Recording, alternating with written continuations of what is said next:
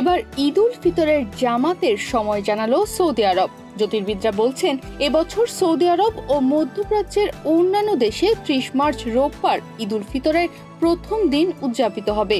একই সাথে এবছর ঈদের জামাত কখন শুরু হবে সে ব্যাপারেও নির্দেশনা দিয়েছেন দেশটির ইসলাম ধর্মমন্ত্রী শেখ আব্দুল লতিফ আল শেখ। এক দিক নির্দেশনায় শেখ আব্দুল লতিফ বলেন, আশা করা যাচ্ছে ৩০ মার্চ সূর্যোদয়ের ১৫ মিনিট পরই নির্ধারিত স্থানগুলোতে ঈদ উল ফিতরের জামাত শুরু করতে হবে।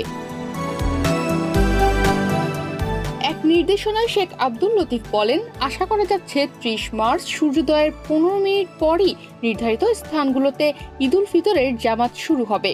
সরকারের এই নির্দেশনা মেনেই সারা দেশে মসজিদগুলোতে ঈদের জামাত অনুষ্ঠিত হবে।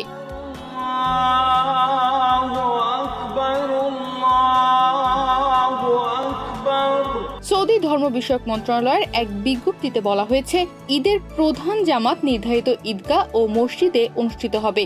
যেসব মসজিদ সাধারণত ঈদের নামাজের জন্য ব্যবহৃত হয় না বা ঈদগাহের খুব কাছে অবস্থিত, সেসব স্থানে মুসল্লিদের নির্ধারিত ঈদগাহেই নামাজ আদায় করতে হবে।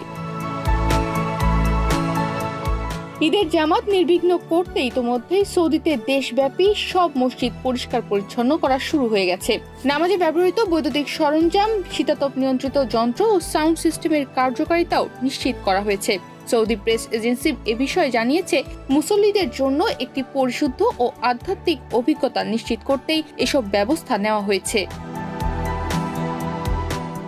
এদিকে ঈদের নামাজের দিন যদি বৃষ্টিপাত হয় তাহলে মুসল্লিদের নিরাপত্তা ও স্বাচ্ছন্দ্য নিশ্চিত করতে নামাজ নির্ধারিত মসজিদের ভেতরেই অনুষ্ঠিত হবে। এতে মুসল্লিরা শান্তিপূর্ণ পরিবেশে তাদের ইবাদত সম্পন্ন করতে পারবেন। সৌদি আরবে নামাজের সময়সূচি আল কুরা ক্যালেন্ডারের ভিত্তিতে নির্ধারণ করা হয়েছে। প্রতিটি মসজিদ ও ঈদগাহে ইমামদের জামাত পরিচালনার দায়িত্ব দেওয়া হয়েছে। তনিমা রহমান, বাংলাদেশ প্রতিদিন।